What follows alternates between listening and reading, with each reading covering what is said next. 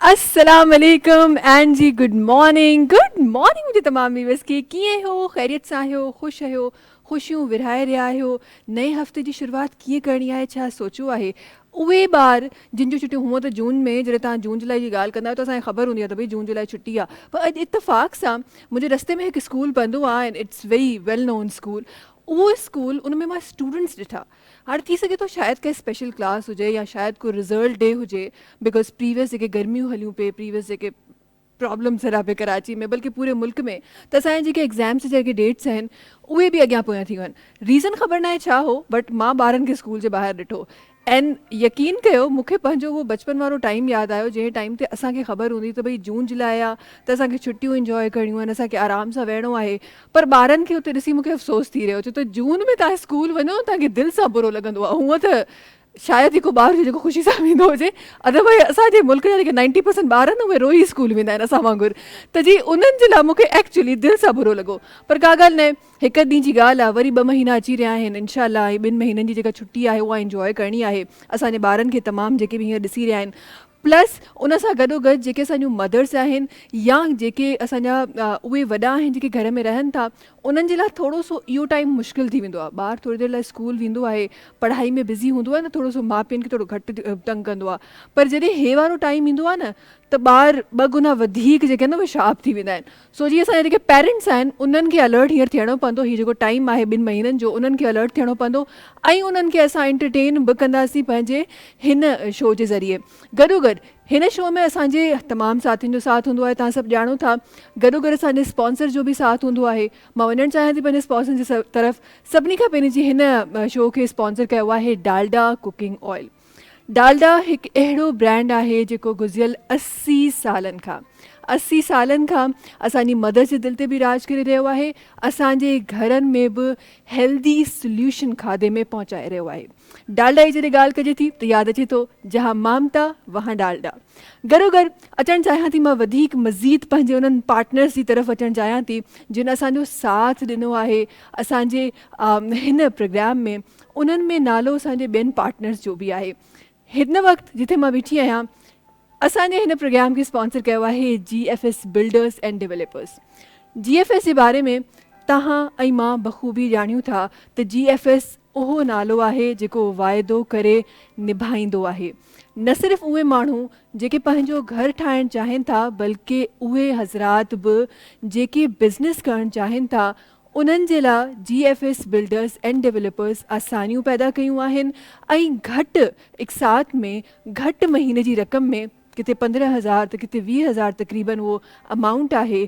जंहिंसां गॾु तव्हां GFS बिल्डर्स एंड डेवलपर्स में पंहिंजी शॉप वठी सघो था थोरी सी डाउन पेमेंट करे महीनो एतिरी घटि अमाउंट ॾेई तव्हां GFS बिल्डर्स एंड डेवलपर्स सां गॾु तव्हां शॉप वठी सघो था ऐं पंहिंजो बिज़नेस स्टार्ट करे सघो था गॾोगॾु हिकु ॿियो नालो आहे जेको हमेशह असां सां गॾु रहियो आहे उन में आहे जी हिकु ख़ूबसूरत नालो SLACC इन जे बारे में तव्हां ॼाणो था सिंध लीगल एड इहा उहा सोसाइटी आहे जंहिं हिकु ॾाढो ज़बरदस्त कॉल सेंटर स्टार्ट कयो आहे उहो कॉल सेंटर जेको तव्हांजे ऐं मुंहिंजी मुश्किलात खे हल कंदो आहे उहो कॉल सेंटर जेको तव्हांखे लीगल एडवाइस बि ॾींदो आहे गॾोगॾु तव्हांखे अगरि किथे तव्हांखे ज़रूरत आहे ऐं तव्हां अफोर्ड नथा करे सघो त तव्हांखे लीगल हेल्प बि प्रोवाइड कंदो आहे त जीअं हुननि जो नंबर असांजी स्क्रीन्स ते आहे त ज़रूरु उहो नंबर नोट करे वठो ख़ुदा न ख़ास्ता जॾहिं बि तव्हांखे ज़रूरत पवे थी या तव्हांजे क़रीब क़रीब कंहिं माण्हू खे ज़रूरत पए थी त ज़रूरु हिन नंबर ते कॉल कयो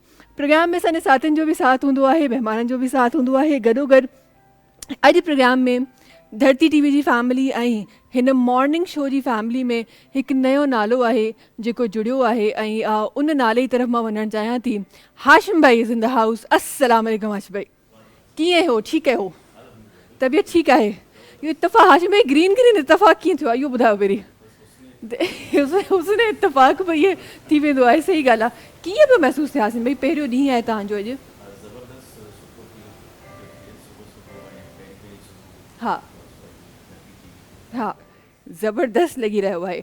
अच्छा जी, असां अॻियां हलूं था, असांजा महिमान सां गॾु आहिनि, उन्हनि जी तरफ़ मां वञणु चाहियां थी। महिमाननि जी ॻाल्हि कजे थी त जी असांखे असांजा महिमान सभिनी खां पहिरीं हिन तरफ़ मां अचणु चाहियां थी। असां गॾु डॉक्टर अब्दुल जब्बार साहब आहिनि, जेके असां गॾु तशरीफ़ फरमा आहिनि। माशाल्लाह सां पाण PhD होल्डर बि आहिनि। गॾोगॾु जनाब जेके आहिनि उहे रिसर्चर बि आहिनि, कॉलमिस्ट बि आहिनि, रिसर्च काफ़ी आहिनि जेके हिननि कयूं आहिनि, कॉलम्स में डिफरेंट जॻहियुनि ते लिखंदा रहिया आहिनि। गॾोगॾु हिकु कॉलेज जा प्रिंसिपल बि रहिया आहिनि। अस्सलाम वालेकुम। वालेकुम कीअं सलाम। हो? ठीकु आहियो? ख़ुशि आहियो? अल्हम्दुलिल्लाह ठीक ठाक। तबियत ठीकु आहे? ख़ुशि आहियो? ख़ैर बिल्कुलु ठीक ठीकु ठाक। ठाक। तव्हां ॿुधायो ज़िंदगी कीअं आहे जब्बार साहब? अल्हम्दुलिल्लाह ज़िंदगी तमामु सुठी आहे। माशाल्लाह। ज़िंदगी अलाह ताला जी तरफ़ां तमामु वॾो तोहफ़ो आहे बेशक ऐं बेशक ईअं ई असांखे आहे। उन जो क़दुरु करणु घुरिजे।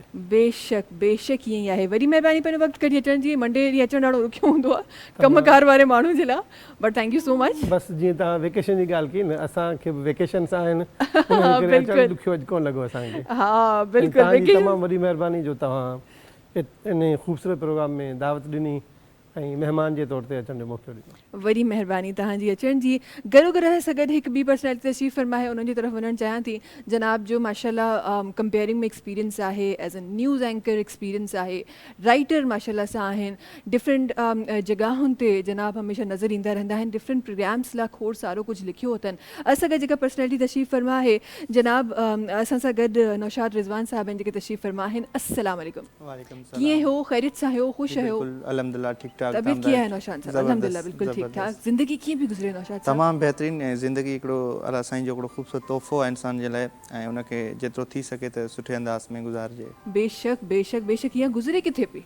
इहा गुज़रे थी हिते ई ऐं हिन ई धरतीअ ते, हिन धरतीअ जे माण्हुनि हिन सां। धरती ते त वाक़ई हिन वक़्तु गुज़री रही हिन आहे वक़्तु धरतीअ ते। उनखां अलावा धरतीअ ते आहिनि जेको हिन ई समाज में पंहिंजो जेको आहे सो कमकार हले थो। बिल्कुलु बिल्कुलु। कमकार हलण लाइ ज़रूरी आहे, बिकॉज़ मां हमेशह चवंदी आहियां, बचपन में पढ़ंदा हुआसीं न त हरकत में बरकत आहे। हाँ, त इहा वाक़ई सही आहे। चाहे थोरो कयो घणो कयो, पर ज़रूरु कुझु कयो, ज़रूरु कुझु कयो। इन ॻाल्हि ते ज़रूरु असां इंशाअल्लाह ॻाल्हाईंदासीं त जेको फाइनेंशियल इंडिपेंडेंस हूंदी आहे न, उहा केतिरी ज़रूरी हूंदी आहे, इन जे बारे में असां ज़रूरु ॻाल्हाईंदासीं। पर हिकु ॿी पर्सनैलिटी आहे जेका असां गॾु तशरीफ़ फरमा आहे। मोहतरमा हिन वक़्तु कराची जे हिकु हॉस्पिटल में as an manager tele ICU आहिनि।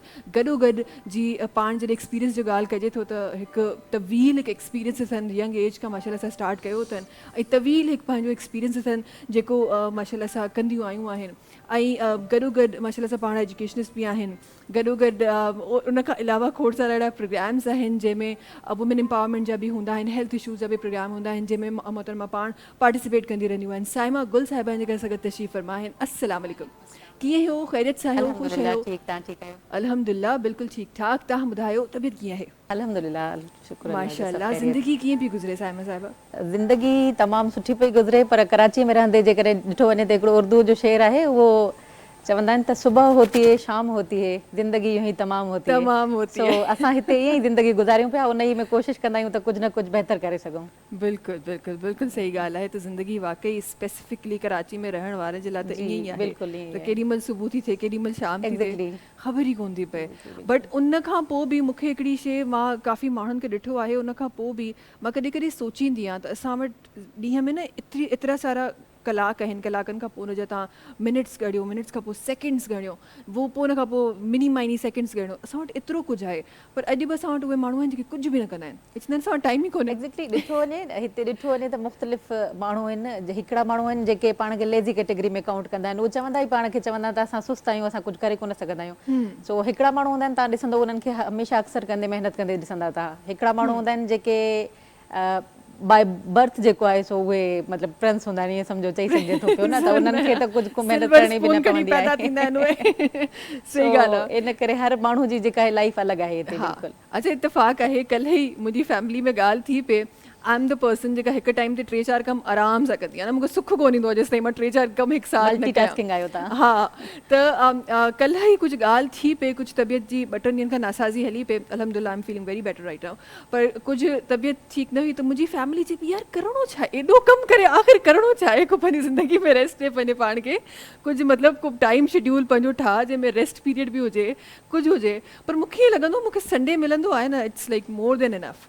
तव्हां इन खां वधीक तव्हांखे अगरि रेस्ट मिले थो न पोइ तव्हां पंहिंजो टाइम जेको आहे न उहो ग़लति जॻह ते कंज़्यूम करे रहिया आहियो बिकॉज़ इहो त रिसर्चिस बि आहिनि न त 1 day a week it's enough त अगरि तव्हां रेस्ट कयो था सुठो रेस्ट कयो था प्रॉपर रेस्ट कयो था तव्हांजे लाइ उहो काफ़ी आहे इन खां वधीक तव्हांखे रेस्ट न खपे इन खां वधीक तव्हां अगरि रेस्ट कयो था त तव्हां सुस्तनि में शामिलु थियो था अच्छा जी गॾो गॾु प्रोग्राम में असां सां गॾु छो त हिकु ख़ूबसूरत आवाज़ु शामिलु आहे त मां चाहियां थी त छो न उन आवाज़ खे शामिलु कजे जेको माहौल ठाहिजे छा ख़्याल आहे जब्बार साहब बिल्कुलु काफ़ी देर खां सुबुह जब्बार सां साहब म्यूज़िक जब्बार जो साहब बि अॼु ग्रीन पाया आहिनि मतिलबु छा ग्रीन डे हो छा अॼु किथे ॿियो किथे त ग्रीन न आहिनि अच्छा हिते वरी ब्लैक एंड वाइट आहे छा थियो आहे अॼु बेसिकली ये असां साइड सेपरेट करे छॾिया आहिनि हेॾा ग्रीन आहे हेॾा ब्लैक एंड वाइट आहे भई असां तव्हांजी पार्टी में अचूं पिया बसि बेसिकली मां तव्हांजी तारीफ़ करण वारोसि त तव्हां मुंहिंजो पसंदि जो रंग पातो आहे ओहो हो ऐं उनजे करे इन रंग में तव्हां तमामु ख़ुशि लॻो पिया थैंक यू हे ॿियो प्रोग्राम आहे जेको मां तव्हां सां गॾु कयां पियो बिल्कुलु बिल्कुलु ऐं मुंहिंजो ही साओ रंग मुंहिंजो पसंदि जो आहे वाह छाकाणि त मां पाकिस्तान सां तमामु घणी मोहबत कंदो आहियां वाह ऐं उनजे करे मां जॾहिं बि 23 मार्च हुजे 14 अगस्त हुजे मां कोशिशि कंदो आहियां त नई साई शर्ट वठी पाइजे ओहो ऐं हो हू बि साओ कलर ज़बरदस्त मुंहिंजो पसंदि जो कलर आहे बिल्कुलु बिल्कुलु ॾाढी ख़ूबसूरत ॻाल्हि कई आई एम श्योर त जंहिं तरीक़े सां तव्हां पाकिस्तान सां मोहबत कयो था उहा शर्ट बि पाकिस्तानी ब्रांड जी हूंदी इहो हा इहो इहो बि हुजणु घुरिजे इहो हुजणु खपे न न उहो यकीनी तौर ते ॾिसो न असां वटि हिते कराची में जेके ॿाहिरनि मुल्कनि जा ब्रांड आहिनि उहे असां उस्तादनि जी जेका रेंज आहे न ख़रीदारी उन खां ॿाहिरि आहे असां उहे ई वठी सघूं था जेकी असांखे पंहिंजी पघार इजाज़त ॾिए थी छाकाणि असांखे सिर्फ़ु कपिड़ा कोन्हनि पाइणा ॿिया बि शौक़ बि आहिनि ॿियूं ज़रूरतूं बि आहिनि उहे पूरियूं करणियूं आहिनि पर मां कोशिशि इहा कंदो आहियां जेको पंहिंजो वस हुजे वित हुजे उन जे आहार माण्हू ज़िंदगी खां लुत्फ़ अंदोज़ थिए ऐं पंहिंजा शौक़ बि पूरा करे ॾाढी सुठी ॻाल्हि आहे तव्हांजी ज़िंदगी ॾाढी सुकून सां गुज़रंदी अगरि तव्हां इन फिलॉसफी खे सम्झी वञो त असां चवंदा आहियूं त हो थो वठे त असां वटि छो न आहे हिन वटि हे शइ आहे त मूं वटि छो न आहे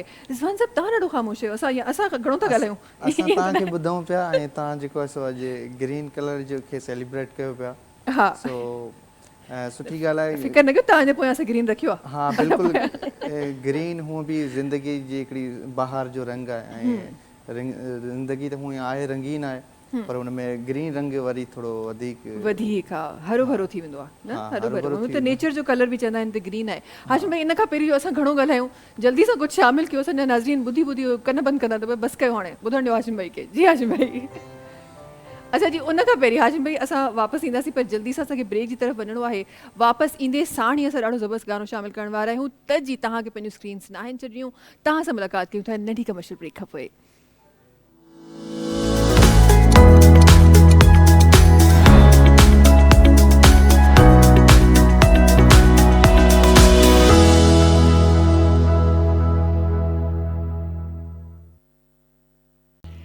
जी वेलकम बैक ऐं मॉर्निंग विद धरती त हली रही आहे तव्हांजी मॉर्निंग किथे थी रही आहे कंहिंसां थी रही आहे चांहि जो कप तव्हां सां गॾु आहे या न आहे असां वटि अञा ताईं न आहे पर आसरो आहे उमेद ते दुनिया क़ाइमु आहे अची वेंदी हाशिम भाई चांहि जी त उहो चवंदा आहिनि न त चाह पूरी नथी थी सघे फ़िलहाल फ़िल वक़्तु ताईं पर गाने जी चाह पूरी कयूं जी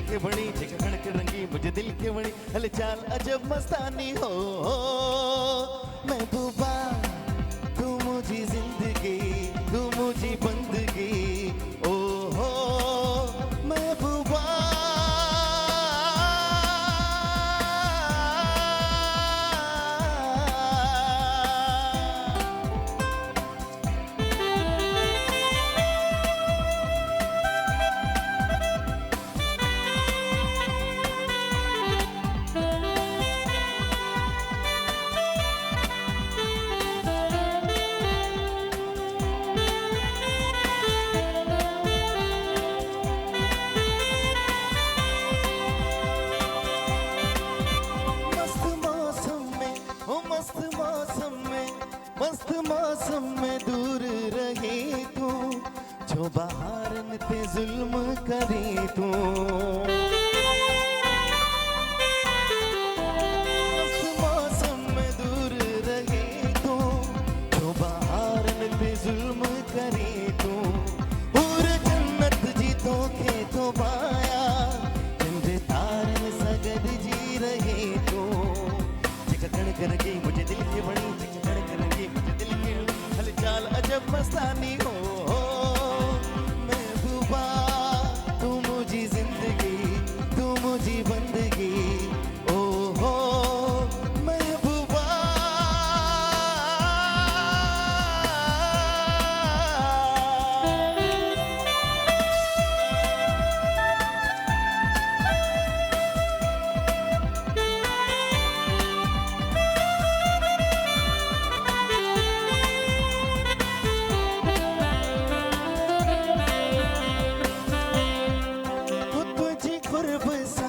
तुझी कुर्ब सा आए हयाती, हथ हथ में हो जे तुझ जो साथी। तुझी कुर्ब सा आए हयाती, हथ हथ में हो जे तुझ जो साथी। कौन वादा वफा जाने भाइयों, दिल में हसरत रहे कान बाकी। कड़कन की मुझे दिल के बड़ी, कड़कन की मुझे दिल के बड़ी, हलचल अजब मस्तानी हो। महबूबा तू मुझी जिंदगी, तू मुझी बंदगी, ओ हो महबूबा तू मुझी जिंदगी, तू मुझी बंदगी, ओ हो महबूबा।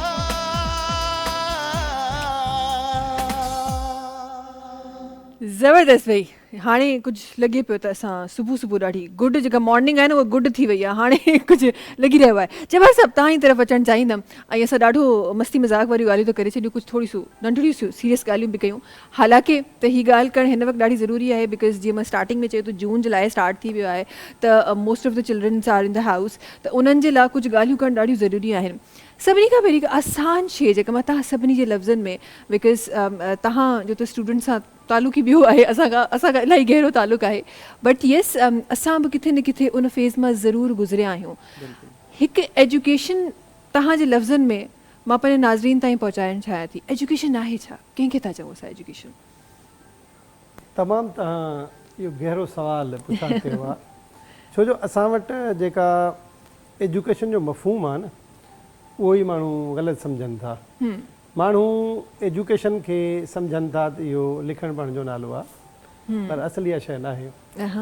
बुनियादी तौर ते अलाह ताला इंसान खे अशरफुल मखलूक़ात पैदा कयो आहे, बेशक, ऐं अलाह ताला इंसान खे पैदाइश सां ई सलाहियतूं ॾिनियूं आहिनि, ऐं इंसान जे अंदरि का बि हिकिड़ी सलाहियत अहिड़ी न आहे जेका मनफ़ी हुजे, जेका काटू हुजे। जेके बि सलाहियतूं आहिनि उहे सभु वाधू आहिनि, सभु मस्बत आहिनि, सभु सुठियूं आहिनि। हाणे तालीम आहे ई उन अमल जो नालो त जेकी फितरी तौर ते इंसान में सलाहियतूं आहिनि, तालीम उहो अमल आहे जेको उन्हनि खे उभारींदो आहे, जेको उन्हनि जी नशोनुमा कंदो आहे। हाणे जेकॾहिं तव्हां चओ इंसान जे अंदरि छा आहे, इंसान जे अंदरि फ़िक्र आहे, इंसान जे अंदरि सवाल करण जी सलाहियत आहे, इंसान खे अलाह ताला जेके 5 हवास ॾिना आहिनि उहे इंसान जूं बुनियादी सलाहियतूं आहिनि, ऐं तालीम उहो ई अमल आहे। हाणे इंसानु ॾिसे छा ॾिसे, जेको सुठो आहे, जेको वणंदड़ आहे, ऐं ॿुधे उहो ॿुधे जेको हुनखे वधीक क़ाबिल बणाए, ऐं हू चखे उहा चखे जेका हुनखे वधीक उनजी क़ाबिलियत खे न सुञाणे। यानी तालीम मुंहिंजी पंहिंजी ज़ाती राय तव्हां तमामु माना दिलि वटां सवाल मूंखां पुछा कयो, छाकाणि मां तालीम खे अहिड़ो अमल करार ॾींदो आहियां जेको इंसान खे उन जी पंहिंजी महराज ते वठी वेंदो आहे। ऐं जेकॾहिं तव्हां हिन वक़्तु मां हिकिड़े प्रोग्राम में वियो हुउसि, उते हिकिड़ो माण्हू आयो, उहो तालीम जी उन जे करे मुखालफ़त पियो करे त जेके ब्यूरोक्रेट्स वेठा आहिनि उहे त तालीम याफ़्ता आहिनि, पर उहे कुझु अहिड़ा अमल कनि था जेके पसंदीदा न आहिनि। ॾिसो न, तालीम सिर्फ़ु डिग्री हासिलु करण जो नालो ई कोन्हे न, तालीम आहे ई उन अमल जो नालो जेको इंसान जूं जेके कुदरती सलाहियतूं आहिनि उन्हनि जी नशोनुमा करे उन खे हिकु अहिड़ो बहितरीनु फ़र्द बणाए जेको मुआशिरे में पंहिंजो आला किरदारु अदा करे मुआशिरे खे बहितरीनु बणाए। बिल्कुलु बिल्कुलु बिल्कुलु ईअं ॾाढी ख़ूबसूरती सां तव्हां तालीम जी हिकु अलॻि डेफिनेशन आहे जेका असांजे नाज़रीन ताईं पहुचाई आहे। वाक़ई में अॼुकल्ह जे दौर में असांजे लाइ तालीम सिर्फ़ु लिखणु पढ़णु ताईं जो ई नालो आहे या रिटिफिकेशन जंहिंखे असां आसान लफ़्ज़नि में चवंदा आहियूं, असां तालीम उनखे करार ॾेई छॾियो आहे। बट तालीम त अमल ई ॿियो आहे, तालीम त शइ ॿी आहे जंहिंखे अॼु ताईं असां शायदि असां में काफ़ी घटि माण्हू आहिनि जिन सम्झो आहे, जे वाक़ई सम्झनि था त तालीम नालो छा जो आहे। रिज़वान साहब तव्हांजी नज़र में बिकॉज़ तव्हां बि एज़ अ न्यूज़ एंकर बि कमु कयो आहे, त ज़ाहिर आहे किथे अप्स एंड डाउन एजुकेशन में असां ॾिसंदा रहंदा आहियूं, किथे गवर्नमेंट जी तरफ़ां किथे आम माण्हू जी तरफ़ां जेका वैल्यू तालीम जी, मां इन में बिल्कुलु बि न हिचकिचाईंदमि इहो चवण जी, पर जेका वैल्यू तालीम जी अॼु असां पाकिस्तान में ॾिसी रहिया आहियूं, तव्हां पंहिंजे लफ़्ज़नि में कीअं तालीम खे बयानु कंदो, कीअं एजुकेशन खे बयानु कंदो? ॾिसो, एजुकेशन जीअं साईं ॻाल्हि कई बिल्कुलु ईअं ई त इंसान खे अलाह साईं अशरफुल मख़लूक़ात जो दर्जो ॾेई हिकिड़ो मोकिलियो आहे हिते हिन दुनिया में। उनखां पोइ तालीम जेको आहे सो उन में हिकिड़ी पॉज़िटिव पॉइंटूं आहिनि जेके इल्मु जेको आहे न, इल्मु जेतिरो तव्हां वटि हूंदो ऐं उहो इल्मु तव्हांजे हिन समाज लाइ हिकिड़ो उनखे समाज खे सुठो संवारण में हिकिड़ो साबित थींदो आहे। त तालीम इंसान जे लाइ हिकिड़ी चवंदा आहिनि टीं अखि आहे। उहा टीं अखि जेका आहे उहा हिन दुनिया खे रोशन करे थी ऐं हिन दुनिया जी रोशनियुनि खे, दुनिया जे रंगनि खे ॾिसे थी ऐं उहो ई वधीक असांजे लाइ हिकिड़ो मुवसर ऐं हिकिड़ो सुठो साबित थींदो। बिल्कुलु ईअं ई आहे। ऐं हूअं बि तालीम न सिर्फ़ु असां अगरि दुनियावी शयुनि जी ॻाल्हि कयूं त न सिर्फ़ु इते, बल्कि असांजो मज़हब बि असांखे इहो ई सेखारे थो त तव्हां सफ़र कयो पर तव्हां इल्मु हासिलु कयो, तव्हां तालीम हासिलु कयो। साइमा साहिबा, तव्हांजी तरफ़ अगरि अचणु चाहियां त उहो जेको हिकु उन टाइम जी एजुकेशन जेका तव्हां हासिलु कई, वरी ज़ाहिर आहे अॼु हिकु यूनिवर्सिटी में, हिकु जॻह ते, हिकु हॉस्पिटल में जॉब करणु, उते स्टूडेंट्स खे ॾिसणु, उते स्टूडेंट्स खे फील करणु, उन्हनि जी फीलिंग्स खे फील करणु, तव्हां कीअं था ॾिसो अॼु जी तालीम खे? महविश हिकिड़ो त जीअं तव्हां जनरली पुछो था त तालीम छा आहे या अॼुकल्ह तव्हां उनखे कीअं था ॾिसो, त हिकिड़ो हूंदो आहे तालीम, ॿियो आहे हुन सां गॾु गॾु तरबियत। सो असां वटि अॼुकल्ह जेकॾहिं ॾिठो वञे त अॼुकल्ह त हर कंहिंजो रुझान जेको आहे उहो प्राइवेट एजुकेशन जे तरफ़ वधीक आहे गवर्नमेंट एजुकेशन खां। ऐं हर जेको आहे ॾिठो वञे त प्राइवेट एजुकेशन एतिरी एक्सपेंसिव थी चुकी आहे, हिकिड़े ॿार खे तव्हां जेकॾहिं पढ़ायो था त ॿियनि खे तव्हां अफोर्ड कोन था करे सघो। तो अॼुकल्ह असांजी तालीम वञी जेका बची आहे या उहा ईअं चइजे त उहा बि हिकिड़ो पूरो ट्रेड आहे जेको मार्केटिंग वांगुरु, त अॼु ही स्कूल बहितर आहे, सुभाणे हू स्कूल जेको आहे नओं खुली वियो त उहो बहितर आहे, या हू स्कूल कराची में आहे त उहो वधीक बहितर आहे, ही हैदराबाद में आहे त हिन जी एजुकेशन घटि हूंदी। हर माण्हू कोशिशि थो करे त वधि खां वधि उनखे कंहिं वॾे नाले वारे स्कूल में पढ़ाइजे। पर वाक़ई इहा तव्हांजी ॻाल्हि सही आहे त एजुकेशन जेका आहे सो उहा सिर्फ़ु स्कूल मां असांखे गेन कोन थी थिए या यूनिवर्सिटियुनि मां कोन थी थिए। एजुकेशन असां बेसिकली घर खां सिखणु शुरू था कयूं, उहा पंहिंजी माउ खां सिखणु शुरू था कयूं। तॾहिं असां जॾहिं बि ॻाल्हि कंदा आहियूं त असां औरतुनि जी तालीम जे बारे में ॻाल्हाईंदा आहियूं। ऐं पाकिस्तान में तव्हां ॾिसो था, ख़ासि करे सिंध में जेकॾहिं ॾिसूं त असांजी औरतुनि जी केतिरी तालीम आहे। वीचारियूं जेके असांजूं अमड़ियूं हुयूं उन्हनि वधि में वधि प्राइमरी तालीम हासिलु कई, हींअर जेके आहिनि काफ़ी बहितर रेशो थी चुको आहे, पर पोइ बि असां उनखे कोन था कंपेयर करे सघूं ॿियनि शहरनि सां, ॿियनि मुल्कनि सां। सो ईअं ई आहे त एजुकेशन सां गॾोगॾु जेको आहे सो स्कूली या जेका असांजी टेक्निकल एजुकेशन आहे उन सां गॾोगॾु असांजी तरबियत बि हुजणु घुरिजे, या स्किल्स बि असां में एतिरियूं हुजणु घुरिजनि। बिल्कुलु बिल्कुलु ईअं ई आहे। या तव्हां ॾाढी सुठी तव्हां पॉइंट रेस कयो आहे त स्किलफुल जेका एजुकेशन आहे न उहा बि ॾियणु ॾाढो ज़रूरी आहे। बिकॉज़ अॼोको जेको दौरु आहे न, हीअ त असां उन एजुकेशन जो हिकु डेफिनेशन जी तरफ़ वियासीं, या उनजो जेको चवंदा आहिनि न एरोमा जेको हूंदो आहे असां उन ई तरफ़ पिया वञूं। पर स्किलफुल जेका एजुकेशन आहे न उहा बि हासिलु करणु ॾाढी ज़रूरी आहे, जेका जंहिं तरफ़ असां वेंदा ई न आहियूं। दुनिया स्किल ते हली वई आहे, पर अॼु बि असां उन्हनि ई किताबनि ते अटकियल आहियूं। असीं डिग्री खे वैल्यू था ॾियूं, असीं स्किल्स खे वैल्यू कोन था ॾियूं। पर ॾिठो वञे त जेकॾहिं ॿाहिरि मुल्कनि में तव्हां ॾिसंदो त स्किल्स खे वधीक वैल्यू ॾिनो वेंदो आहे। इवन हिते बि तव्हां ॾिसो, जेकॾहिं हिकिड़ो माण्हू आहे उनजी बैचलर्स थियल आहे, उनखे का जॉब कोन थी मिले, ऐं हिकिड़ो जेकॾहिं छोकिरो उहो कंहिं मैकेनिक जी दुकान ते कमु थो करे, कंहिं दर्जी जी शॉप ते कमु थो करे, हुन वटि हिकिड़ी स्किल आहे उहा, त हू उन खां वधीक अर्न करे सघंदो, भले हू बैचलर्स जी डिग्री वठी पर घर वेठो आहे न। जेसिताईं उनखे का जॉब मिले या किथे एडवर्टाइज़मेंट थिए, हू तयारी करे टेस्ट ॾे, ऐं उनजे बनिस्बत जेकॾहिं हुनखे स्किल आहे काई, त हू स्किल मां जेकॾहिं पंहिंजो को नंढो कारोबार बि स्टार्ट करे थो त हू कॾहिं बुखियो कोन मरंदो। Very true. अच्छा, हे रिसेंटली कंहिंसां मुंहिंजी ॻाल्हि थी पई त ख़बर इहा पई त जेके रिसेंट जेके जॉइनिंग्स थी आहियूं आहिनि JST PST टीचर्स जूं, उन में जेके असां वटि फॉर्म्स विया पे उहे उन्हनि माण्हुनि जा हुआ जंहिंमें असांजा डॉक्टर्स बि हुआ, असांजा इंजीनियर्स बि हुआ ऐं असांजा PhD होल्डर्स बि हुआ। उन्हनि उन पोज़ीशन्स जे लाइ अप्लाई कयो पिए। सो इहो बि ॾिसो हिकु नज़रियो। जी जी तव्हां जेकॾहिं तव्हां मूंखे ॿ ॻाल्हियूं इजाज़त हुजे। जी जी प्लीज़। हिकिड़ी ॻाल्हि जेका तालीम लाइ तव्हां पुछो न, मां उन में हिकिड़ी हदीस मुबारक कोट करणु चाहींदुसि। हुज़ूर अकरम सल्लल्लाहु अलैहि वसल्लम जन फरमायो आहे, इल्मु रोशनी आहे जेका ज़हननि खे मुनवर कंदी आहे। हाणे तव्हां हिते वेठा आहियो, रोशन आहे, हर शइ नज़र अचे थी। ईअं ई जॾहिं बिजली हली वञे त असांखे शायदि हिक ॿिए जो चहिरो बि नज़र कोन ईंदो। त तालीम ईअं ई आहे। तालीम इंसान जे ज़हननि खे रोशन कंदी आहे ऐं उन्हनि खे इंसान खे अहिड़ियूं हक़ीक़तूं सम्झ में ईंदियूं आहिनि जेके उनखे तालीम खां बग़ैर कोन थी अची सघनि। ॿी ॻाल्हि जेका साहिमा गुल साहिबा कई, बिल्कुलु ॾिसो जेका तव्हां चओ था तरबियत ते, यकीनी तौर ते तरबियत जो आगाज़ घर खां थिए थो। बेशक। ऐं तालीमी इदारनि में जॾहिं ॿारु अचे थो त काफ़ी हद ताईं शयूं पाण सां गॾु खणी अचे थो। पोइ स्कूल में बि कोशिशि हूंदी आहे त हुनजी तरबियत कजे। पर तरबियत में जेको घणो फैक्टर आहे न, उहो आहे इन्वायरमेंट जो, माहौल जो। स्कूल में ॿारु चंद कलाक गुज़ारींदो आहे, जी उते उनखे सुठे माहौल सां तव्हां उन में ख़ूबियूं पैदा करे सघो था। पर जेका हू अरिड़हं कलाक ॿिया गुज़ारे थो, उहे बि हुन ते असरअंदाज़ थियनि था। बेशक। ॿी जेका ॻाल्हि कई तव्हां PhD ऐं JEST जी, असां वटि हिकिड़ो ख़ासि ट्रेंड आहे त सरकारी नौकिरी हुजे। उन सरकारी नौकिरी खे माण्हू आसान सम्झनि था। बिल्कुलु उन जे करे उन जे लाइ भॼ डुक कनि था। ऐं तव्हां जेका ॻाल्हि की डॉक्टर्स जो बहरहाल रेशो इन में घटि आहे, पर इंजीनियर्स जो रेशो घणो आहे। हाणे छो घणो आहे? छाकाणि त असां वटि जेका इंजीनियरिंग जी डिग्री मिले थी, उन जी जेका असां तव्हां आम लफ़्ज़ इस्तेमालु थींदो आहे मार्केट में खपत, उहा एतिरी आहे कान। त पोइ जेके इंजीनियर आहिनि उहे रोज़गार हासिलु करण जे लाइ टीचर जी नौकिरी खे, उस्ताद जी नौकिरी खे मजबूरन क़बूल कनि था। हुननि जी तरजीह कान्हे। जेको हुननि जी तरजीह हुजे हा त उहो यकीनी तौर ते इंजीनियरिंग न पढ़ंदा। हाणे जेका ॿी बि साहिमा साहिबा ॻाल्हि कई त हिकिड़ो माण्हू जेको ग्रेजुएट थिए थो, मास्टर करे थो, उन खां पोइ हू नौकिरी जो इंतज़ारु करे थो, बिल्कुलु उन जे लाइ उहो तमामु ॾुखियो वक़्तु हूंदो आहे। पर जेकॾहिं तव्हां कराची शहर ते ईंदव न, त सूरत हाल तव्हांखे एॾी ख़राबु नज़र न ईंदी।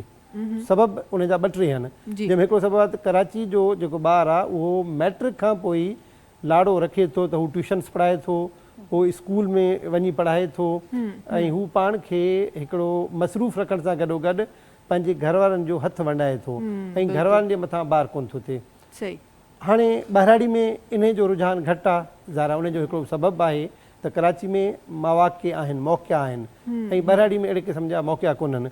पर मां अच्छा जब्बार साहब, इन ते बिल्कुलु असां ईंदासीं। जल्दी सां हिकु असांखे ब्रेक जी तरफ़ वञिणो आहे। नाज़रीन, वक़्तु थियो आहे कमर्शियल ब्रेक जो। तव्हां सां मुलाक़ात कयूं था हिन ब्रेक खां पोइ।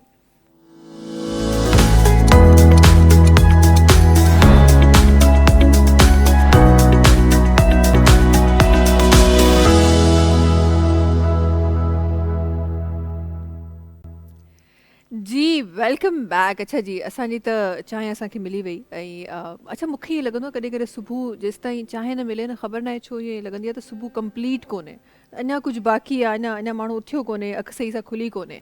अच्छा, उन सां गॾोगॾु असां सां गॾु छो त नौशाद रिज़वान साहिबु गॾु असां सां गॾु तशरीफ़ फरमा आहिनि ऐं चांहि जो कप मुंहिंजे हथ में आहे। असांजा तमामु जेके साथी आहिनि उहे चांहि ख़तमु करे चुका आहिनि, पर मुंहिंजी थोरी स्पीड जेका आहे उहा चांहि में हमेशह स्लो हूंदी आहे। त मां चाहियां थी त नौशाद साहिबु गॾु, नौशाद साहिबु चांहि जो कप मुंहिंजे हथ में आहे, मां शाइरी का ॿुधां, को न को मुशाइरे वारो को असां उहो फील का वठूं का, कुझु माहौल ठही वञे को। बिल्कुलु। ऐं सुबुह जो वक़्तु आहे, जीअं म्यूज़िक जो बि थी वियो, हाणे शाइरी जो दौरु हलणु घुरिजे। हिकिड़ो गज़ल आहे, तव्हांखे ॿुधाईंदुमि। जी। मां जवानीअ जे बतेले ते सदा तरंदो रहियसि, मां जवानीअ जे बतेले ते सदा तरंदो रहियसि, यादि न आहे अखि में या कुन में मरंदो रहियसि, ऐं छन छननि छन छेर पाए रक़्स कयो हो नाचणीअ, छन छननि छन छेर पाए रक़्स कयो हो नाचणीअ, तक धनक धन जे सुरनि खे मां छो ई ठरंदो रहियसि, ऐं पंहिंजे नैणनि साण मेड़े मूं वतियूं हुन जूं विखूं, पंहिंजे नैणनि साण मेड़े मूं वतियूं हुन जूं विखूं, हा जॾहिं हुन ॻोठ जी हिन वाट तां वरंदो रहियसि, ऐं ख़ौफ़ ऊंदाहीअ खां थींदो आहे मूंखे हुन चयो, ख़ौफ़ ऊंदाहीअ खां थींदो आहे मूंखे हुन चयो, मां तॾहिं खां पोइ पूरे देस ते ॿरंदो रहियसि। ऐं अॼु सवाई सुर्क मोखीअ जे चपनि मां वई मिली, अॼु सवाई सुर्क मोखीअ जे चपनि मां वई मिली, अॼु अड़े नाशाद पंहिंजो पाण खां डरंदो रहियसि। मां जवानीअ जे बतेले ते सदा तरंदो रहियसि, यादि न आहे अखि में या कुन में मरंदो रहियसि। वाह भाई वाह, वाह भाई वाह, एॾी डीप, बेहतरीन शायरी। हा बहितरीन, एॾी डीप मीनिंग शायरी। नौशाद साहब ख़ैर त आहिनि? हा ख़ैर आहे। उहो ज़िंदगी वारो सवाल मूं तव्हांखां पुछो पर बिल्कुलु जवाबु लॻे ईअं थो ई। सही कोन मिलियो असांखे। न जवाबु ईअं ई आहे। ॾिसो तख़युल इंसान जे उन में शामिलु हूंदो आहे फितरत में, ऐं उहो तख़युल जेको आहे उन जे लाइ माण्हू, हाणे हिकिड़ियूं त लाइनूं जनरली त माण्हू लिखंदो आहे, आम शाइरी हूंदी आहे, पर कोशिशि करे ख़्याल खे एतिरो बणाइजे जंहिंमें हिकिड़ो विज़डम बि हुजे, जंहिंमें हिकिड़ी ख़ूबसूरती बि हुजे, ॿोली बि हुजे, फितरत जी अकासी बि हुजे, ऐं सभु रंग हुजनि उन में शामिल, त उहो वधीक सिटाव ॾाढो हसीन थींदो आहे। बिल्कुलु, ऐं उहे सभु रंग वाक़ई असांखे हिननि लफ़्ज़नि में नज़र बि आया पई, महसूस बि थिया महिरबानी आहे। पई। तव्हां अच्छा, हिकिड़ी शइ जेका मां, छो त तव्हां शाइरी जी ॻाल्हि थी आहे, हिननि ख़ूबसूरत लफ़्ज़नि जी ॻाल्हि थी आहे, ऐं उन्हनि लफ़्ज़नि जी घाटनि लफ़्ज़, आसान सिंधी में चइजे त घाटा लफ़्ज़ जेके आहिनि उन्हनि जी ॻाल्हि थी आहे। थोरो सो मां ॼाणणु चाहियां थी, असां एजुकेशन जी त ॻाल्हि कयूं था, असां इल्म जी ॻाल्हि कयूं था, तरबियत जी ॻाल्हि कयूं था, छा असां पंहिंजी ज़ुबान खे ॼाणूं था? साहिबा साहिबा तव्हां खां पुछणु चाहींदमि, छा असां पंहिंजी ज़ुबान खे ॼाणूं था, सम्झूं था?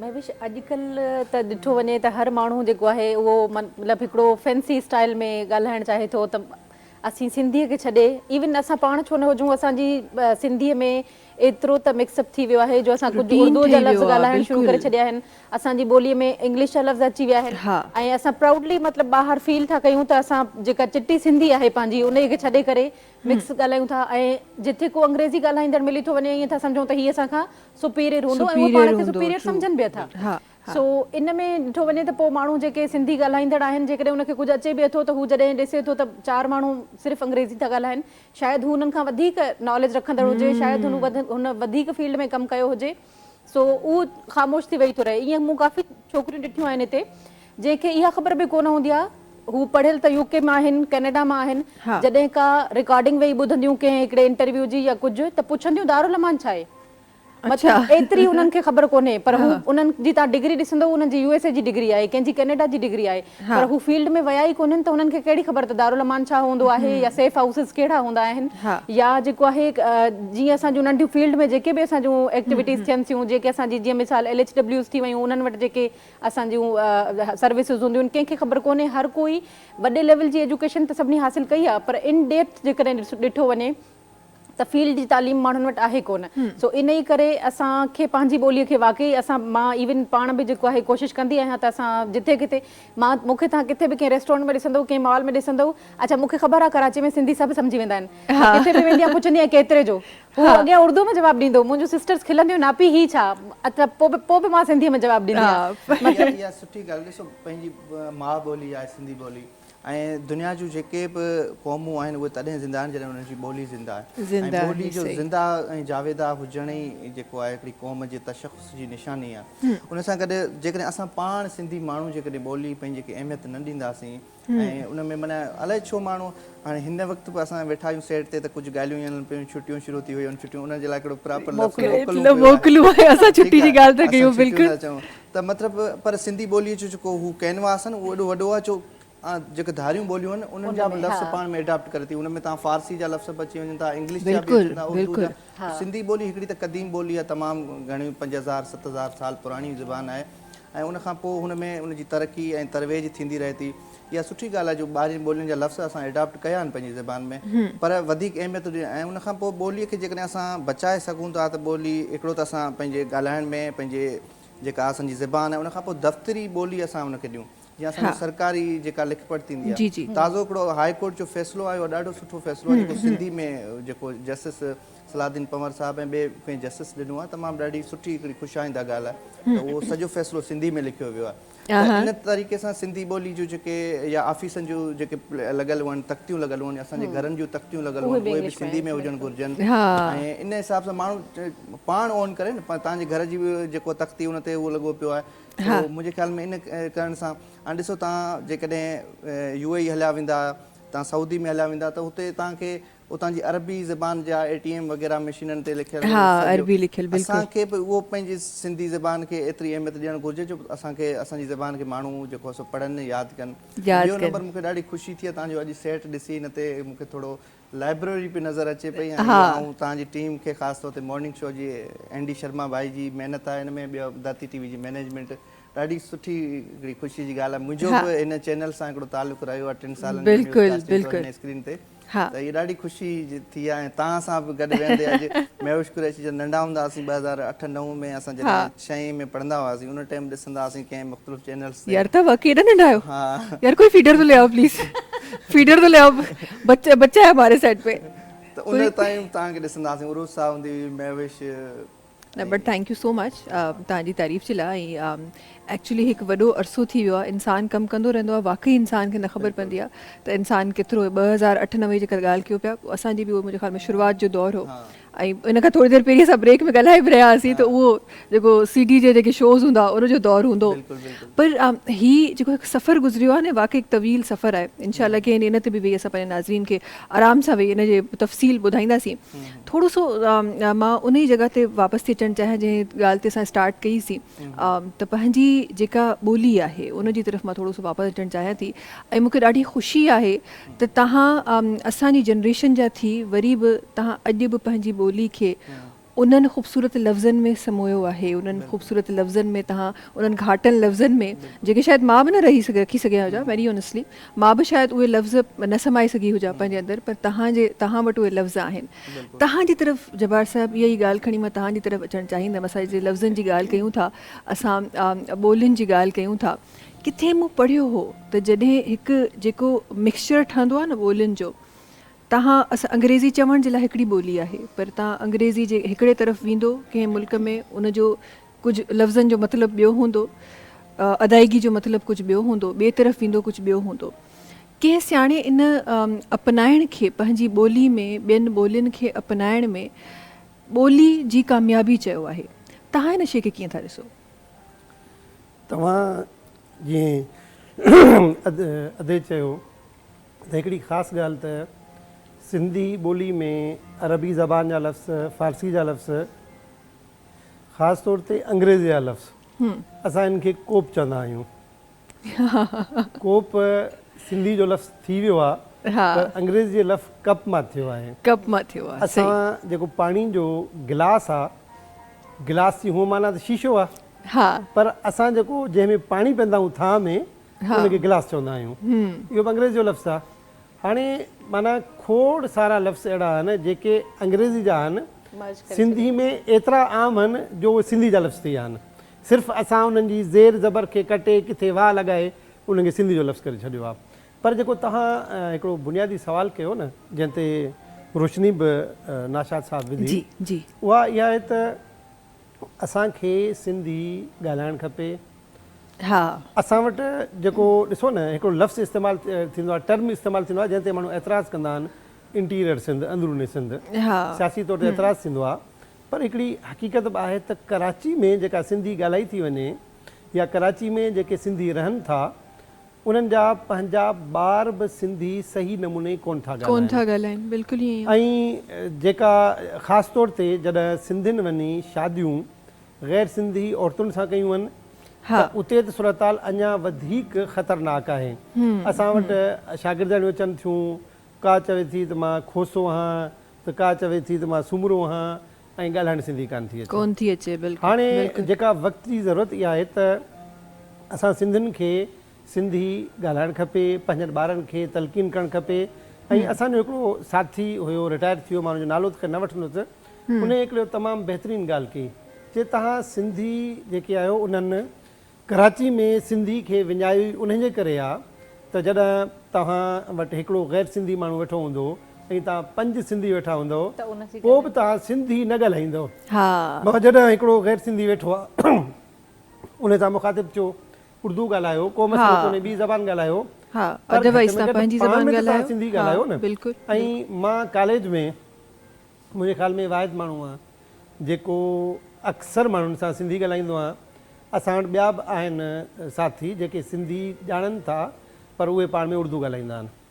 हाणे जेका सोचण जी ॻाल्हि इहा आहे न त असां सिंधी जॾहिं सिंधी खे तरक़ी वठणु चाहियूं था बिलख़ुसूस कराची शहर जी मां ॻाल्हि थो कयां जी जी त वक़्त जी ज़रूरत इहा आहे त हिते तव्हां मुंड में आहियो माज़रत सां तव्हां बि हिते अचे मुंड में उर्दू ॻाल्हाई हिन सां तव्हां उर्दू ॻाल्हाई तव्हां हिन सां सिंधी ॻाल्हाए सघो था हे बि कची आहे सिंधी ॻाल्हाईंदो आहे सो असांखे पंहिंजी ज़हन खे तब्दील करिणो पवंदो ऐं पंहिंजी अच्छा हिते माज़रत सां मां हिकु नंढी ॻाल्हि तव्हांजी जंहिं मां वधीक एड ऑन करणु चाहींदमि अॻियां वधणु चाहींदमि ॿ शयूं आहिनि हिकु शइ जेका मुंहिंजो पर्सनल ओपिनियन आहे हिकु शइ त तव्हां उन शइ खे एक्सेप्ट कयो अपनायो ॿी शइ त तव्हां उन खे इन्फोर्स कयो ॿिए माण्हू ते इहे ॿ शयूं आहिनि अच्छा हिते काफ़ियुनि जॻहियुनि ते अक्सर ईअं थींदो आहे जीअं तव्हां चयो त हिते उर्दू ॻाल्हाई हिते उर्दू ॻाल्हाई हीअं ॻाल्हाई हूअं ॻाल्हाई पर अॼु बि तव्हां मुंहिंजा प्रोग्राम्स खणी ॾिसंदो शायदि उन में तव्हांखे असांजा जेके गेस्ट आहिनि उहे उर्दू ॻाल्हाईंदे मिलंदा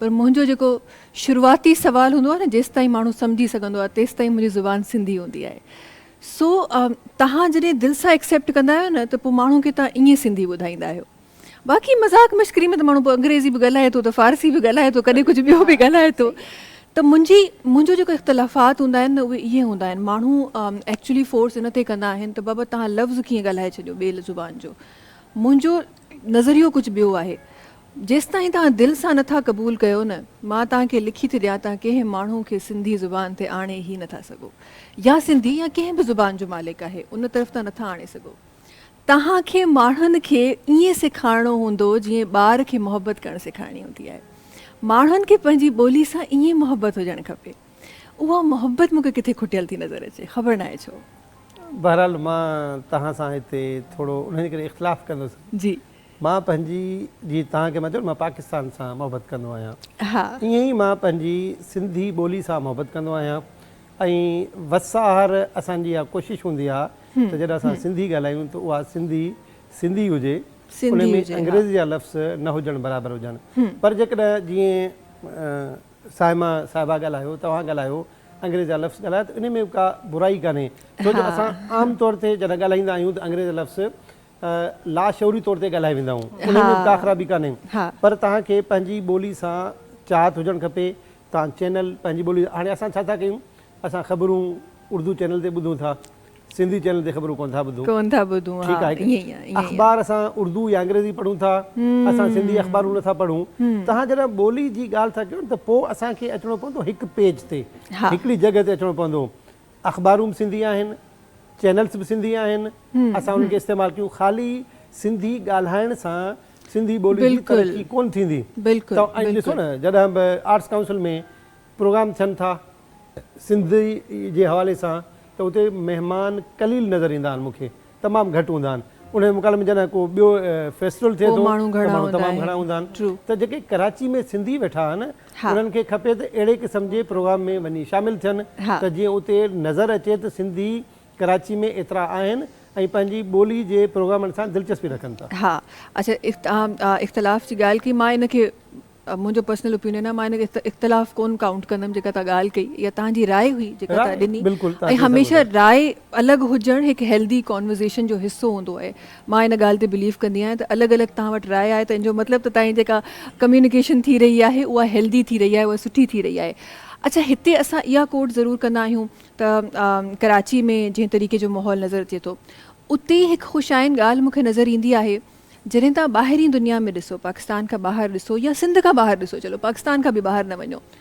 उते वरी को सिंधी को शो थिए की सिंधी माण्हू मिलनि उते तव्हांखे ॿी ज़ुबान नज़र कोन ईंदी सो इहा हिकु ख़ुशाइनि ॻाल्हि आहे असां सभिनी जे लाइ सिंधी ॿोली ॻाल्हाइण वारनि जे लाइ इहा हिकु ख़ुशाइनि ॻाल्हि आहे त असांजा माण्हू इन जो बुनियादी सबबु जेको आहे न इहो असांजो सिंधी माण्हुनि जो जेको मिज़ाज ऐं फितरत जेको आहे न उन में असांजी उहा हिकिड़ी जेका कॉम्पर्स थी उहा पंहिंजी ॿोलीअ सां हिकिड़ी उनसियत उहा शामिलु आहे ॿिए हंधि किथे अहिड़े परॾेह में किथे मिलंदासूं हिक ॿिए सां ॾाढी ख़ुशी थींदी पंहिंजो माण्हू मिलंदो त उते अहिड़ो कंसर्ट कोई आहे त पंहिंजा फ़नकार अचनि था उते म्यूज़िक थिए थो उते शाइरी पंहिंजी ज़बान जी थिए थी ॾाढी हिकिड़ी ख़ुशी थींदी, माण्हू खे फीलिंग्स ईंदियूं आहिनि, उहे यादगिरियूं ईंदियूं आहिनि। हा, ऐं वरी हिकिड़ो ॿियो ज़रियो जेको अॼुकल्ह असांखे मार्केट में बि नज़र ईंदो आहे त असां जेके म्यूज़िक जेका सिंधी ॿुधण असां स्टार्ट करे छॾी आहे।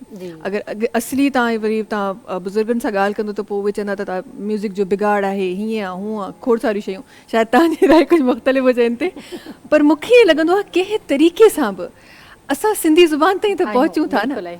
असां बेशक शायदि असां फोक खां हटी विया आहियूं, असां शायदि न हटणु खपे, शायदि असां लतीफ़ सरकार जी शाइरी खां हटी विया आहियूं, पर वरी बि असां ॿुधूं वरी बि पंहिंजी ॿोली पिया, असां ॿाहिरां का शइ न पिया ॿुधूं। 1 मिंट जो वक़्तु आहे, तव्हां ब्रेक ते वञिणो आहे जल्दी सां। जी, तव्हां नवाण खे नज़रअंदाज़ न कयो, ऐं जेके इहे नवां गाना अचनि था उहे ॾिसो न, जीअं साईं ॻायो महबूबा महबूबा, हाणे जेकॾहिं मां इहो गानो ॻाईंदुसि त मुंहिंजी माई मुंहिंजो कहिड़ो हाल कंदी, उहो सभु कंहिंखे ख़बर हुजणु खपे। उमिरि जा तक़ाज़ा आहिनि, इहे जेके नवां लाड़ा आहिनि न असांखे पसंदि कोन ईंदा, असां उहा उमिरि गुज़ारे आयासीं, पर जेके मुंहिंजो छोकिरो आहे जंहिंजी उमिरि 18 साल आहे, उन खे इहे गाना वणंदा, त असांखे क़बूल करणु खपे। दुनिया में जेके तब्दीलियूं अचनि थियूं, जॾहिं माइकल जैक्सन हुयो, जॾहिं हुनजो स्टार्ट हो, तव्हां ॾिसो सिंध में केॾो माइकल जैक्सन मशहूरु थियो, त इहे शयूं ईंदियूं आहिनि। ऐं ख़ासि तौर ते मौसीक़ी में नवनि लाड़नि खे क़बूल करणु खपे, शाइरी में क़बूल करणु खपे, ताकी पूरे अदब में क़बूल करणु खपे। बिल्कुलु। जल्दी सां ब्रेक जी तरफ़ हलूं था नाज़रीन, वक़्तु आहे ब्रेक जो, तव्हां सां मुलाक़ात कयूं था हिन ब्रेक खां पोइ।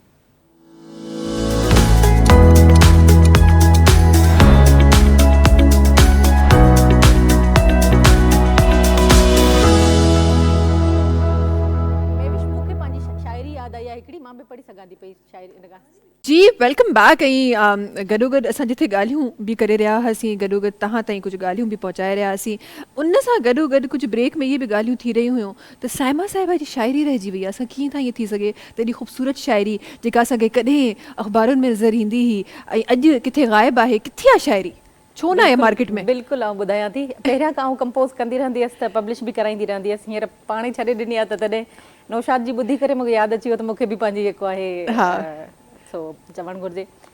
मुंहिंजो लिखियलु त काफ़ी नज़म हुआ। तव्हांखे ख़बर आहे जॾहिं 2010 में फ्लड आयो हुयो, 3 ॾींहं पहिरियां मुंहिंजो हिकिड़ो नज़म आयो हुयो, एकाश मां पाणी हुजां, ऐं 3 ॾींहं ते ॿोॾि अची वई।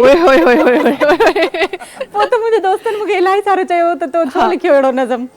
सो ही मुंहिंजी हिकिड़ी जेका अॼु छो त असां ज़िंदगी ते बि पे ॻाल्हायो त मूंखे यादि अची वियो त मूं हिकिड़ी नज़म लिखी हुई ज़िंदगी ते, त ज़िंदगी सां जेकॾहिं असां ॻाल्हायूं त छा थी चए। हा, ज़िंदगी चए थी, हिकु दफ़ो ईंदी आहियां वरन तो वटि मां ईंदसि, हिकु दफ़ो ईंदी आहियां वरन तो वटि मां ईंदसि, करिणो अथई जे ख़्यालु मुंहिंजो कर पिरी तूं ध्यान सां, मां रोशनियुनि जो शहर आं, उंदाहिनि जी हिकु शाम आं, ग़मनि जी मां दास्तां त ख़ुशियुनि जो हिकु पहर आं, को चए थो बेवफ़ा, को चए थो बावफ़ा, रहम दिल बि बेरहम बि, मां त आहियां हिकु दफ़ो, कंहिं लाइ मां प्यार आं, कंहिं लाइ वीचार आं, को थो मूंखे ख़ुशी सम्झे, कंहिं लाइ ग़मनि जो ॼार आं, कर भली त थिए भली, हितां ई तूं हिकिड़ो दफ़ो, भल खणी तूं छा बि कर, वरन तो वटि मां ईंदसि। प्यार जे पलनि जो ई ख़ूबसूरत तोहफ़ो, कंहिं ते लुटायां साईं मां, जंहिंजो नाव आहे ज़िंदगी। वाह वाह वाह, छा ही ॻाल्हि आहे। अच्छा, जो ज़िंदगी जो सुबुह सुबुह मां सवाल पुछंदी आहियां न सभिनी खां, त ज़िंदगी कीअं आहे, उनजो मफ़हूम अॼु मूंखे मिलियो आहे। Thank U. उन जवाब जो जेको मफ़हूम आहे, जेको तमामु असांखे जवाब मिलंदा आहिनि, उनजो मफ़हूम अॼु मूंखे मिलियो आहे। ज़िंदगी वाक़ई ईअं ई आहे त कुझु माण्हुनि जे लाइ ॾाढी ख़ूबसूरत आहे, कुझु माण्हू चवंदा आहिनि त असां पैदा ई छो थिया आहियूं, ज़िंदगी में ॼा ई छो आहियूं असां। सो ज़िंदगी वाक़ई ईअं आहे। ऐं उन सां गॾोगॾु जिथे तव्हां शाइरी पढ़ी पियो हुते नौशाद साहिब जो न सर्च पे कई। हा भई, असांजे अॼोके सेट जो यंग बॉय आहे, सो शाइरी सर्च पे कई, जल्दी सां फौरन सां हथ हलिया विया। भई असांखे बि ॿुधायो छा लिखियो अथव? हा, तव्हांखे हाणे गज़ल ॿुधाईंदुमि। हा हा, जीअं ज़िंदगी जी ॻाल्हि हले पई, ख़ुशियुनि जी ॻाल्हि आहे, सो भाकरनि में तो भरियो जीअं हर ख़ुशी वधंदी वई, भाकरनि में तो भरियो जीअं हर ख़ुशी वधंदी वई, चंड बि पीतल लॻो ऐं महकशी वधंदी वई, ऐं राति मूं तुंहिंजे लबनि ऐं गलनि जो कयो ज़िक्र, राति मूं तुंहिंजे लबनि ऐं गलनि जो कयो ज़िक्र, राति मुंहिंजी डायरी में शाइरी वधंदी वई, ऐं तुंहिंजो हरंग हो अरूज़ी तूं सरापा शेर बि, तुंहिंजो हरंग हो अरूज़ी तूं सरापा शेर बि, मुंहिंजे गज़लनि में तॾहिं खां ताज़गी वधंदी वई, ऐं मूं ॾिठो तोॾे हुयो ऐं तो ॾिठो मूं ॾे मिठी, उभ ऐं धरतीअ जे विच में दोस्ती वधंदी वई, ऐं हाय धरती तुंहिंजा दोदा अॼु बि मारिया था वञनि, हाय धरती तुंहिंजा दोदा अॼु बि मारिया था वञनि, तन सपूतन लय सदाई सरकशी वधंदी वई दिल अंदर नाशाद जे हर रोज़ थींदा विया क़तल दिल घिटीअ में खून हो ऐं ख़ुदकशी वधंदी वई भाकरनि में तो भरियो जी हर ख़ुशी वधंदी वई चंड बि पीतल लॻो ऐं महकशी वधंदी वई। वाह वाह, वाह। जब्बार साहब के जेका ब्रेक में ॻाल्हि थी पे न मूंखे लॻे थो थोरो ऑन एयर थियणु खपे। बिल्कुलु थिए कुझु एक्सपीरियंस कुझु को शेयर कयो। शाइरी ॿुधो पिया न तव्हां नौशाद साहब जी? मां हिकिड़ो अर्ज़ु कयां त अफ़लातून चयो आहे त हर जवान मर्द पाण खे हीरो ऐं हर जवान औरत पाण खे हीरोइन सम्झंदी आहे। हा त ईअं ई हर जवान जेको इंसानु हूंदो आहे चाहे छोकिरी हुजे चाहे छोकिरो हुजे उन जे ज़हन में ख़्याल ईंदा रहंदा आहिनि। उहे टुटल फुटल शाइरी जी सूरत में ईंदा रहंदा आहिनि। जीअं ॻाल्हि की साए मां हेॾां ॻाल्हि थी नाशाद तरफ़ां त असां जॾहिं जवानी जी हदुनि खे छुयो त असां बि शाइरी कई पर मां तव्हांखे मज़े जी ॻाल्हि तो मां शाइरी कंदो हुउसि जेका थोरी घणी उर्दू में कंदो हुउसि। हा त इंसान भई जेका का यादि आहे पहिरीं अॻियां पोइ वधंदासीं। हाँ बस हिकिड़ो तुम्हें देखने के लिए बार बार आते हैं न देख कर परेशान से हो जाते हैं।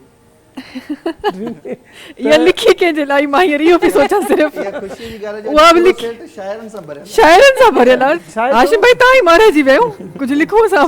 चाहे जो जवानी में माण्हू खे माण्हू वणंदा आहिनि कोई निचट कोन्हे।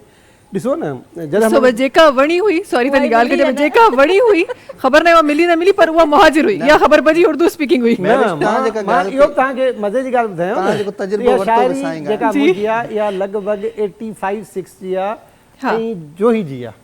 कराची जी शाइरी न कराची मां उते उर्दू माण्हू कोन वसंदा जोही में कोन ईंदा उर्दू माण्हू न हुजनि बराबरि आहिनि। न हुजे को त हो न को त किथे त हूंदो तव्हां कुझु चयो पिए। मूं चयो पिए साईं खां जेको तजुर्बो पुछियो पिए ब्रेक खां पहिरियां जी ॻाल्हि उहा तव्हां चयो पिया आनियर थियणु घुरिजे त साईं जे करे उन ते रोशनी विझे आहे। हा भई हिननि खे थोरी जल्दी आहे को प्लैनिंग त कोन्हे अॻे महीने उन खां अॻे महीनो ई छुटियूं आहिनि जून जुलाई में पैकेज सस्ता हूंदा आहिनि। इहो ई साईं जेको चयो पिए त माना थोरो ॿुधणु घुरिजे आहे बराल। हा कोई को अज़दवाजी ज़िंदगी जो एक्सपीरियंस? ॾिसो न यकीनी तौर ते इज़दवाजी ज़िंदगी इंसान लाइ एतिरी ज़रूरी आहे जेतिरी ज़िंदगी ज़रूरी आहे। उन खां सवाइ इंसान जी ज़िंदगी अधूरी आहे। बाक़ी जेको ॻाल्हि निकिती शाइरी जी जीअं अॼु गानो ॿुधायो महबूबा महबूबा त ज़ाहिरी ॻाल्हि आहे जेके माण्हू शादीशुदा आहिनि उहे वेठा गानो ॻाईंदा महबूबा महबूबा त पोइ हुननि खे मानी मिलंदी ज़रूरु पर हुन में लूणु मिर्चूं घणियूं हूंदियूं। भई इन ते मां थोरो सो ॻाल्हाइणु चाहियां थी टाइम असां वटि घटि बि बचियो आहे पर इन ते मां थोरो सो ॻाल्हाइणु चाहियां थी इहो शादी खां पोइ जेका तव्हांजी पार्टनर हूंदी आहे लाइफ पार्टनर हूंदी आहे शादी खां पहिरीं त उहा महबूबा लॻंदी आहे शादी खां पोइ छो मटिजी वेंदी आहे? पोइ ज़ाल थी वेंदी आहे। पोइ ज़ाल महबूबा नथी थी सघे? नथी थी सघे। ईअं छो आहे? ॾिसो न ज़ाल ऐं महबूबा में महबूबा आइडियल हूंदी आहे ज़ाल हक़ीक़त हूंदी आहे त आइडियल सिचुएशन ऐं हक़ीक़ी सिचुएशन में वॾो फ़र्क़ु हूंदो आहे। असां कुझु न चयो आहे मता के टीवी ॾिसंदो हुजे थोरो ख़्याल सां। टीवी मुंहिंजी घरवारी मां ॿुधायोमांसि ऐं असां वटि हाणे मसे मसे धरती चैनल हले थो मूंखे उमेदु आहे त ॾिसंदी बि हूंदी लाइव ॾिसंदी बि हूंदी। ॾिसो न मां हे तव्हांखे फिलॉसफिकल ॻाल्हि थो कयां त महबूबा आइडियल हूंदी आहे ऐं तव्हां गौर कयो त जेके शादियूं प्यार जूं थियूं आहिनि उहे घणा % कामयाबु थियूं आहिनि हार्डली 10% हूंदियूं। इहो ई सबबु आहे त असां जॾहिं नौजवान हूंदा आहियूं या जॾहिं कंहिंजे इश्क में मुबतला थींदा आहियूं त आइडियलिज़म जो तसर जो शिकार हूंदा आहियूं पर जॾहिं निकाह थी वेंदो आहे शादी थी वेंदी आहे त हक़ीक़ी ज़िंदगी गुज़ारणु शुरू कंदा आहियूं त पोइ असां ज़ाहिरी ॻाल्हि आहे ज़रूरतूं बि हूंदियूं आहिनि ख़्वाहिशूं बि हूंदियूं आहिनि ऐं ख़ासि तौर ते जेका औरत चाहींदी आहे त मुड़ुसु मुंहिंजो ई हुजे ऐं मर्द जी वॾी ख़राबी इहा आहे त उहो हिकिड़ी जो थी रहणु चाहींदो कोन्हे। औरत शायदि कुझु न चयो आहे हिते असां लफ़्ज़ कोन ॻाल्हायो असांजो को क़सूर न आहे। औरत शायदि अक्सर हिकिड़े जो थी रहंदी आहे। हा ख़्याल कजो राति जो फ़ोन न चेक थियनि जेके तव्हां ॻाल्हियूं कयो पिया अलाह सही ख़ैर करे। 10% मर्द शायदि हुजनि जेके हिकिड़ी जा थी रहनि वरना हर मर्द जी ख़्वाहिश हूंदी आहे त हू ॿी शादी करे हर मर्द जी ख़्वाहिश हूंदी आहे त हू माइनि सां जेको आहे उहो ॻाल्हियूं करे ऐं जरा मर्द जॾहिं बल्कि मर्द न मुड़ुसु जॾहिं माइनि सां ॻाल्हियूं कंदो जेका हुनजी ज़ाल हूंदी उनजो रदे महिल सिधी ॻाल्हि आहे सुठो अचिणो ई कोन्हे। हा सुठो अचिणो ई कोन्हे। बिल्कुलु असां तव्हांजे दिलि जो हाल सम्झी सघूं था तव्हांजी ॻाल्हियुनि मां। ऐं हाणे असां मुतालबो साईं खे सिक्योरिटी फराहम कई वञे। हाणे असांजो मुतालबो इहो हूंदो। अच्छा जी जल्दी सां प्रोग्राम जो टाइम ख़तमु थी वियो आहे। आख़िरी ॻाल्हि का प्रोग्राम में तव्हां शामिलु करणु चाहियो साहिबा साहिबा? मुंहिंजो आख़िरी पैगाम इहो ई हूंदो त असांखे जेको आहे नौजवाननि खे तरजीह ॾियणु घुरिजे। असां ख़ासि करे असां ईअं कंदा आहियूं जेके बि जिथे बि जंहिं बि प्लेटफॉर्म ते वञूं त फ्रेश ग्रेजुएट्स जेके आहिनि उन्हनि खां हमेशह असां एक्सपीरियंस घुरंदा आहियूं। त जेके फ्रेश ग्रेजुएट आहिनि उहे जॾहिं एक्सपीरियंस तव्हां उन्हनि खे पहिरियां चांस ॾींदव त एक्सपीरियंस मिलंदो न त उन्हनि खे। त असांखे मुंहिंजो इहो ई आहे त हिकिड़ो पॉज़िटिव मैसेज हूंदो जेके बि एम्प्लॉयर्स आहिनि उन्हनि लाइ त के जेके फ्रेश ग्रेजुएट तव्हां वटि अचनि था उन्हनि खे चांस ॾियो। थी सघे थो तव्हां वटि जेके वेल एक्सपीरियंस्ड आहिनि उन्हनि खां वधीक हू परफॉर्म करे ॾेखारनि। बिल्कुलु ॾाढी सुठी ॻाल्हि आहे। वाक़ई हिन वक़्त जी ज़रूरत आहे। नौशाद साहब? हा आउं बि मैडम जी ॻाल्हि खे अॻिते वधाईंदे इहो ई चवंदो त असांजी जेका यूथ आहे उहो उनजो हिकिड़ो उनजो कमु ऐं हुनजी जेका एक्टिविटीज़ आहिनि उहे हिन समाज जो हिकिड़ो सुठो ऐं मज़बूत पासो आहिनि। तव्हां यूथ असांजी सिंध जी हिकिड़ी क्रीम आहे, तव्हां उनखे वधाईंदो ऐं तव्हां हुनजी जेको एप्रिशिएट कंदो उन्हनि जे लाइ मौक़ा फ़राहम कंदो त यकीनन सिंध जो हिकिड़ो ख़ूबसूरत नालो अलॻि सां ठही पवंदो। ऐं नंबर ॿी ॻाल्हि त ज़िंदगी हिकिड़ो जीअं ख़ूबसूरती जी ॻाल्हि आई त ज़िंदगी ॾाढी ख़ूबसूरत आहे। उनखे बहितर अंदाज़ में गुज़ारियो, शाइरी पढ़ो, म्यूज़िक ॿुधो, घुमो फिरो ऐं आर्ट सां मोहबत कयो, तव्हांजी ज़िंदगी हसीन बणिजी वेंदी। हसीन बणिजी वेंदी बिल्कुलु। ऐं वाक़ई यूथ असांजी क्रीम आहे। उनखे टाइमली इस्तेमालु करे वठो, इन खां पहिरीं जो मेल्ट थी वञे या उहा ख़राबु थी वञे। तव्हांजी तरफ़? बिल्कुलु मां नाशाद जेका ॻाल्हि कयूं उहा दिलि वटां कई। असां नौजवाननि जी सलाहियतुनि खे इस्तेमालु कयूं ऐं हुननि खे मौक़ा ॾियूं त हू हिकिड़ी मस्बत सरगर्मी अचनि बजाए के कंहिं मनफ़ी सरगर्मी वञनि। ॿी बि जेका ॻाल्हि नाशाद कई उहा बि मुंहिंजी दिलि वटां ॻाल्हि आहे त ज़िंदगी खे सुहिणे अंदाज़ सां गुज़ारियो ऐं जेतिरो उन मां इंजॉय करे सघो था इंजॉय कयो। ऐं ज़िंदगी जी जेका लुत्फ़ आहे न उहो प्यार में आहे। ऐं प्यार लाइ जेके पंहिंजा रत जा रिश्ता आहिनि, जेके दोस्त आहिनि, जेके तव्हांजा पाड़े वारा आहिनि उहे वधीक हक़दार आहिनि। ऐं तव्हां प्यार खे आम कयो ऐं माण्हुनि जो वधि खां वधि ख़्यालु रखो। बिल्कुलु बिल्कुलु। इंसानियत जो ख़्यालु रखो। आसान लफ़्ज़नि में जे असां सिखी वञूं त शायदि काफ़ी सारियूं उहे शयूं जेके हिन वक़्तु मुआशिरे में थी रहियूं आहिनि असांखे नज़र अची वियूं आहिनि, शायदि उन्हनि खां असां बची वञूं, शायदि उन्हनि खां असां परे हलिया वञूं। ऐं उहे शयूं जेके तकलीफ़ ते आहिनि, अहसासु हिकु अहिड़ी शइ आहे जेका न सिर्फ़ु इंसाननि में बल्कि जानवरनि जी बि घुर्ज हूंदी आहे, पखियुनि जी बि घुर्ज हूंदी आहे। वधीक तव्हां परे न वञो, प्लांट्स जी बि घुर्ज हूंदी आहे। जिथे तव्हां प्लांट्स खे मोहबत ॾींदा आहियो न प्लांट्स भी ईअं वधंदा आहिनि। थैंक यू सो मच तव्हां टिनी जो असां सां गॾु हुजण जे लाइ, असांजे अॼोके शो खे सजाइण लाइ वरी महिरबानी। आख़िर में हाशिम भाई जो आवाज़ सां शामिलु करे रहिया आहियूं नाज़रीन। इंशाल्लाह वरी मुलाक़ात तव्हां सां सुभाणे कंदासीं नयनि महिमाननि सां गॾु, नयनि प्यारियुनि प्यारियुनि ॻाल्हियुनि सां गॾु, नई ख़ुशी सां गॾु ऐं उन प्लैनिंग सां गॾु जेका हफ़्ते जी तव्हां ई मां मिली करे रहिया हूंदा आहियूं। इंशाल्लाह मुलाक़ात थींदी सुभाणे। असांखे ॾींदा इजाज़त। अल्लाह हाफ़िज़। जी हाशिम भाई।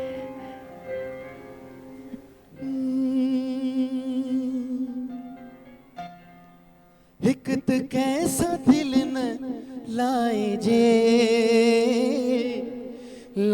जे तो पो निभाए जे।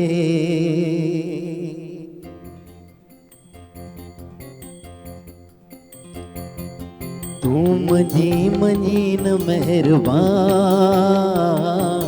मात मिंथ तो करे छड्या, हाय मात मिंथ तो करे छड्या। तू मजी न मेहरबान मात मिंथ तो करे छड्या, हाय मात मिंथ तो करे छड्या।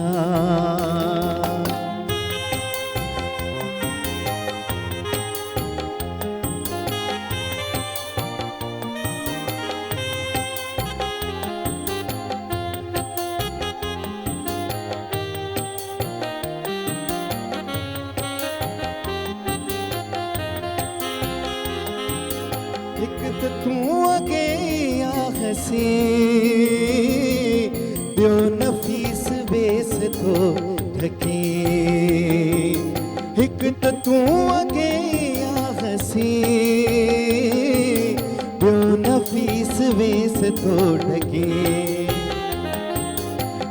वरी टिली थो नाज़ सां मात मिंथ थो करे छॾियां हाय मात मिंथ थो करे छॾियां तूं मञी मञी न महिरबान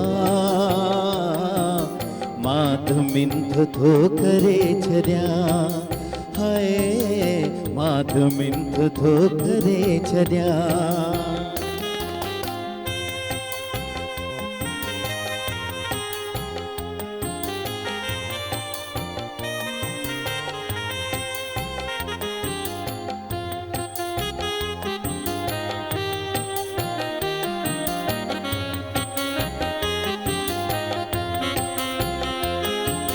हिक त मूंखां छिजने छा चयुमि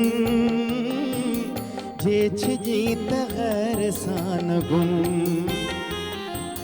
हिक त मूंखां छिजने छा चयुमि जे छिजी त गैर सां न गुम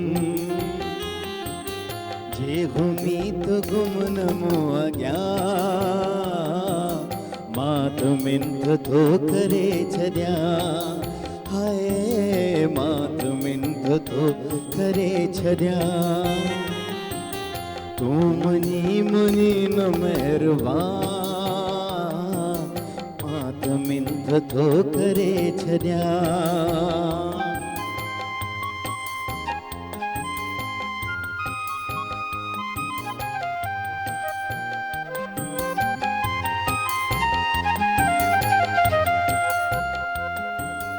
हिक अॻे इश्क आजी ॿियो त ही बुखार